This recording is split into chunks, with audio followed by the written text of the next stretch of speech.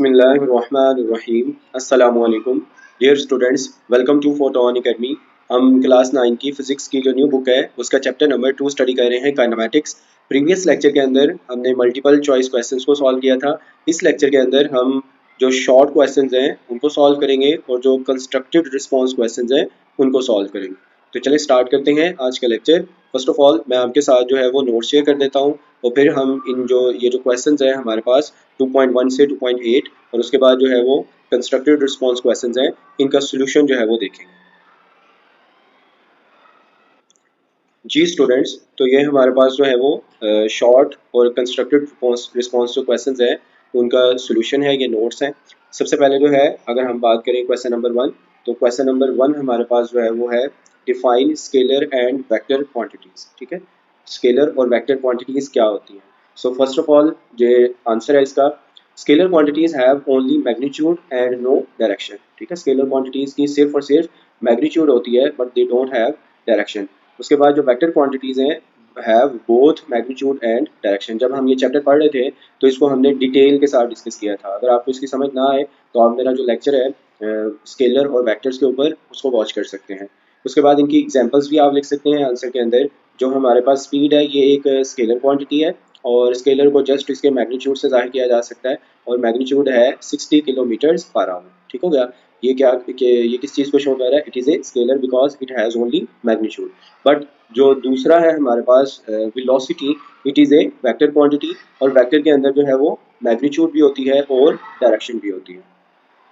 2.2 है और क्वेश्चन 2.2 की जो स्टेटमेंट है वो क्या है, give 5 examples each for scalar and vector quantities. ठीक है, 5 स्केलर और 5 वेक्टर क्वांटिटीज की हमें जो है वो एग्जांपल्स देनी है। तो फर्स्ट ऑफ ऑल देखें, स्केलर जो है speed, distance, time, temperature and mass.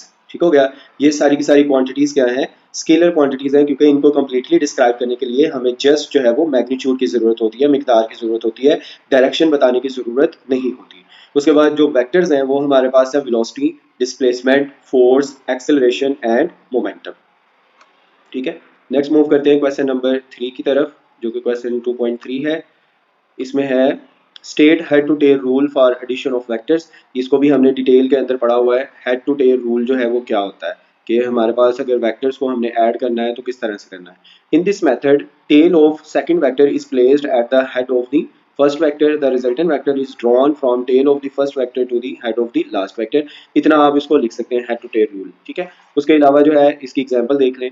Adding 3 Newton east. ठीक है, एक फोर्स है 3 न्यूटन लग रही है किस डायरेक्शन में, ईस्ट की तरफ, and 4 Newton north, vectors give a resultant in diagonal direction. ठीक हो गया, हमारे पास जो है वो ईस्ट और नॉर्थ के दरमियान में उसकी कोई वैल्यू आएगी, ये एग्जांपल आप लिख सकते हैं। उसके बाद जो है वो क्वेश्चन नंबर 2.4 है, what are distance time graph and speed time graph. Distance time graph और स्पीड टाइम ग्राफ होता क्या है। तो डिस्टेंस टाइम ग्राफ है तो ये किस किस के दरमियान ग्राफ होगा, distance time graph show how distance varies with time. ठीक है, और इसकी जो स्लोप होती है वो हमारे पास किसके इक्वल होती है, स्पीड के। सिमिलरली जो स्पीड टाइम ग्राफ है, speed time graph shows how speed varies with time under area under graph जो है वो हमारे पास किसके इक्वल होता है, डिस्टेंस ट्रेवल। जो स्पीड टाइम ग्राफ का एरिया अंडर ग्राफ होता है वो किसके इक्वल होता है, distance travel by the body. ठीक है, उसके बाद एग्जांपल में देख लें आप, straight line distance time graph क्या शो करता है, कांस्टेंट स्पीड। ठीक है, उसके बाद हमारे पास आ गया क्वेश्चन नंबर 2.5। इसमें भी जो क्वेश्चन है उसको समझिए आप, falling objects near the earth. ठीक है, जमीन के करीब जो चीजें गिरती हैं, हैव सेम एक्सेलरेशन, उनका एक्सेलरेशन जो होता है वो सेम होता है।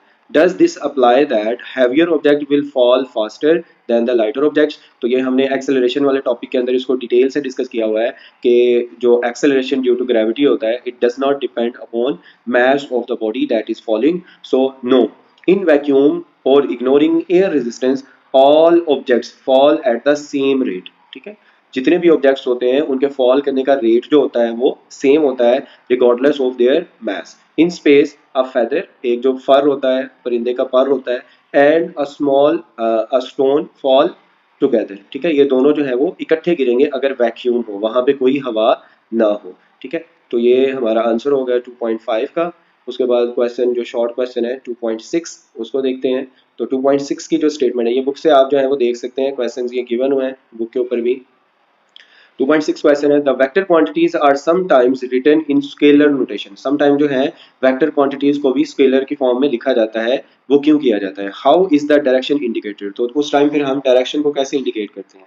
When a vector is written, जब एक वेक्टर को हम लोग लिखते हैं विदाउट बोल्ड और नैरो, मतलब ना बोल्ड करते हैं ना ही उसको नैरो करके लिखते हैं, the direction is shown separately by using an angle, या तो एंगल से शो करते हैं या कॉर्डिनल डायरेक्शन, मतलब कि हम लोग फिर लिख के बता देते हैं कि इसकी डायरेक्शन ईस्ट है, या फिर साइन से पता चल जाता है। एग्जांपल है हमारे पास 5 मीटर नॉर्थ को हम लोग जो है वो -10 लिखते हैं, क्योंकि नॉर्थ जो है वो नेगेटिव एक्स एक्सिस की तरफ होता है, negative shows the opposite direction.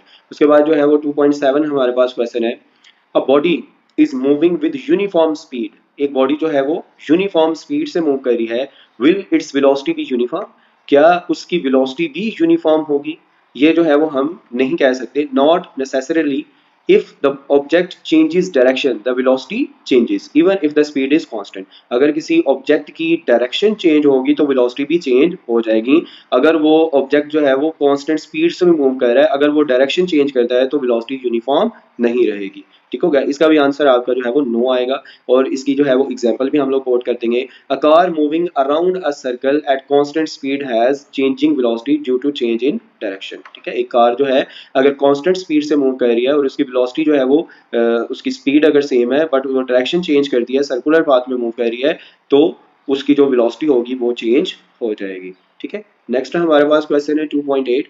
2.8 की स्टेटमेंट देखें, इसमें क्या कहा है, is it possible for a body to have acceleration when moving with, a part है कांस्टेंट वेलोसिटी से अगर बॉडी मूव कर रही है तो क्या उसके अंदर एक्सेलरेशन हो सकता है, और बी पार्ट है कांस्टेंट स्पीड, अगर बॉडी कांस्टेंट स्पीड से मूव कर रही है तो क्या उसमें एक्सेलरेशन हो सकता है। फर्स्ट पार्ट में देखें, अगर बॉडी कांस्टेंट वेलोसिटी है तो वेलोसिटी में हमारे पास स्पीड भी आती है प्लस डायरेक्शन भी होती है। ठीक हो गया, so no, if velocity is constant acceleration is zero. अगर वेलोसिटी कांस्टेंट है इसका मतलब यह है कि ना ही जो स्पीड है वो चेंज हो रही है और ना ही डायरेक्शन चेंज हो रही है, क्योंकि वेलोसिटी में दोनों चीजें आती हैं, स्पीड प्लस डायरेक्शन। तो दूसरा जो हमारा केस है कांस्टेंट स्पीड वाला, उसका ये जो है वो इसमें एक्सेलरेशन हो सकता है। सो वी से yes, if direction changes acceleration exist, मतलब बॉडी जो है वो एक्सेलरेट होती है। और इसकी भी सेम जैसे ऊपर हमने एग्जांपल देखी वही एग्जांपल होगी, a car turning in circle, अगर एक कार जो है वो सर्कल के अंदर टर्न कर रही है at constant speed has centripetal acceleration, क्योंकि वो डायरेक्शन चेंज कर रही है, कांस्टेंट स्पीड है, but it can have acceleration due to change in direction. ठीक है, नेक्स्ट हमारे पास आ जाते हैं कंस्ट्रक्टेड रिस्पांस क्वेश्चंस, और इसका क्वेश्चन 2.1 है, डिस्टेंस एंड डिस्प्लेसमेंट मे और may not be equal in magnitude. ठीक है, डिस्टेंस और डिस्प्लेसमेंट का मैग्नीट्यूड जो है वो हो सकता है कि भी इक्वल हो या ना इक्वल हो। एक्सप्लेन दिस स्टेटमेंट, इसी स्टेटमेंट को हमने जो है वो एक्सप्लेन करना है। सो ये डिस्टेंस और डिस्प्लेसमेंट के टॉपिक के अंदर हमने डिटेल से ये चीज़ें डिस्कस की हुई हैं। Distance is the total path covered, displacement is the shortest line path from start to end. Distance होता है ये टोटल पाथ जो बॉडी कवर करती है उसका होता है, और डिस्प्लेसमेंट जो है it is a shortest straight line path from start to end. They are equal only in straight line motion. ठीक है, अगर कोई बॉडी स्ट्रेट लाइन मोशन करती है तो फिर डिस्टेंस और डिस्प्लेसमेंट जो है वो सेम होंगे विदाउट टर्निंग बैक, और वो बॉडी जो है वो अपनी पोजीशन पे वापस भी नहीं आती जहां से उसने स्टार्ट किया था। इसकी एग्जांपल आप देख लें, वॉकिंग 5 मीटर फॉरवर्ड, मतलब आप 5 मीटर आगे की तरफ गए हैं, एंड 5 मीटर बैक, और दोबारा जहां जिस पोजीशन से आगे गए हैं उसी पोजीशन पे दोबारा उसी जगह पे वापस आ जाते हैं। फिर डिस्टेंस कवर हमारा कितना होगा, 10 मीटर, बट डिस्प्लेसमेंट जो है वो जीरो है, क्योंकि हम डिस्प्लेस नहीं हुए, अपनी जो इनिशियल पॉइंट था, इनिशियल जो जगह थी वहां पे वापस आ चुके हैं। ठीक हो गया, उसके बाद जो है वो 2.2 क्वेश्चन है, इसकी स्टेटमेंट देखें, व्हेन बुलेट इज फायर्ड, जब गन में से एक बुलेट को फायर किया जाता है, in which gun is acceleration of bullet larger, a longer और शॉर्टर बैरल। ठीक है, ये जो है वो क्वेश्चन आप बुक से इसको डिटेल में पढ़ लीजिएगा, ये काफ़ी लेंथी जो है वो क्वेश्चन लिखा हुआ था। इसका आंसर जो है ये होगा हमारे पास, the bullet in a shorter barrel experience greater acceleration, जो कि बड़ा बैरल होता है जिसमें से बुलेट ने गुजर के जाना होता है, because it covers less distance to gain speed. Similarly इसकी एग्जांपल देख लें, if both bullet if both bullet reach the same muzzle velocity, the one in the shorter barrel has to accelerate faster। ठीक है, तो जो shorter barrel में होगी वो ज्यादा तेजी से उसकी स्पीड जो है वो चेंज होगी। उसके बाद जो है वो 2.3 है, एवरेज वेलोसिटी इज पॉजिटिव। अगर हमारे पास एवरेज वेलोसिटी जो है वो पॉजिटिव हो, can instantaneous velocity be negative at any time? Yes, ये ऐसा पॉसिबल है।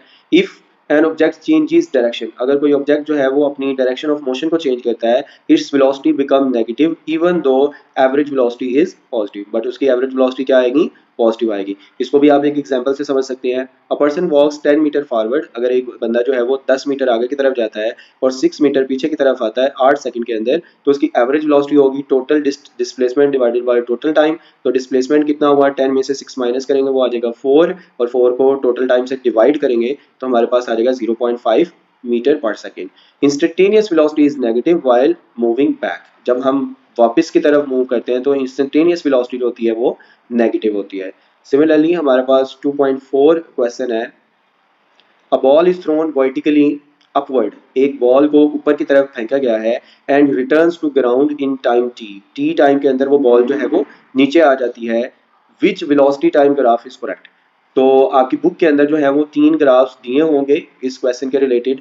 तो जो हमारे पास ग्राफ सी होगा, ग्राफ सी इज करेक्ट, ठीक है, ये बुक से आप देख लीजिएगा, ग्राफ सी हमारा करेक्ट है और उसकी रीजन जो है वो यहाँ पे हम लिख देंगे, velocity decreases uniformly due to gravity, क्योंकि बॉल को आपने ऊपर फेंका है तो उसकी जो वेलोसिटी है वो यूनिफॉर्म डिक्रीज आएगा, तो आपके पास जो है वो एक स्ट्रेट लाइन में आएगी, ठीक है। It becomes zero eight highest point, जब हाईएस्ट पॉइंट पे पहुंचेंगे तो उसकी वेलोसिटी जो है वो जीरो हो जाएगी, ठीक है। तो ये पहले जो है वो वेलोसिटी जो है वो मैक्सिमम थी, फिर जीरो, और फिर जो है वो क्या होगी, नेगेटिव होगी, तो हमारा ग्राफ नीचे की तरफ लाइन आएगी। Then increases in opposite direction, मतलब वो डाउनवर्ड आएगा। तो ये जो है ग्राफ सी जो है वो हमारा करेक्ट आंसर होगा।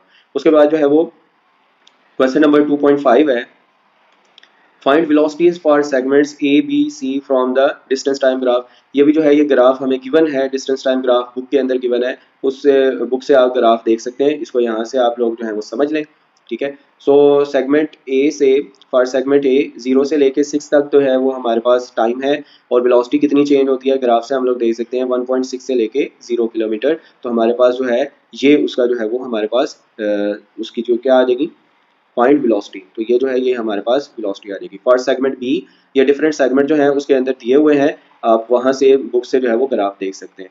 फॉर सेगमेंट बी जो है वो हमारे पास वेलोसिटी 0 है, क्योंकि डिस्टेंस जो है वो चेंज नहीं हो रहा, स्ट्रेट लाइन आ रही है। उसके बाद सेगमेंट सी के लिए जो है वो 10 से लेकर 16 मिनट तक जो है वो अब यूनिफॉर्म डिक्रीज आ रहा है, वेलोसिटी जो है वो कम हो रही है, तो इसको हम लोग जो है वो माइनस से लिखेंगे, ठीक है। Negative sign shows return towards start, ठीक है, दोबारा से हम लोग वापस आ रहे हैं।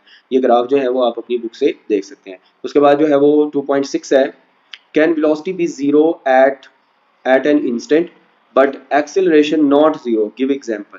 क्या किसी मौके के ऊपर वेलोसिटी जीरो हो सकती है बट एक्सेलरेशन जीरो नहीं होता, उसकी आप एक एग्जांपल भी दें, ठीक है, ऐसा कब होता है? सो यस, ये ऐसा होता है when an object reaches highest point in upward motion, जैसे हम किसी बॉल को ऊपर की तरफ फेंकें तो वो जो है वो यूनिफॉर्मली जो है वो डीसेलिरेट करती है, उसकी जो है वेलोसिटी जो है वो कम होती है, इट्स वेलोसिटी बिकम जीरो, उसकी हाईएस्ट पॉइंट पे पहुंच के उस बॉल की वेलोसिटी क्या हो जाएगी, zero. But acceleration due to gravity is still acting, और एक्सेलरेशन जो है वो क्या रहेगा, कांस्टेंट रहेगा, ठीक है। हैव एक्सेलरेशन, वेलोसिटी जीरो होगी बट उस टाइम भी बॉडी का जो है वो एक्सेलरेशन होगा। इसकी हमारे पास जो एग्जांपल आ जाएगी वो क्या होगी, a ball throne upward has zero velocity at peak but acceleration is 9 meters per second square downward, ठीक है, इसको 10 भी आप कह सकते हैं।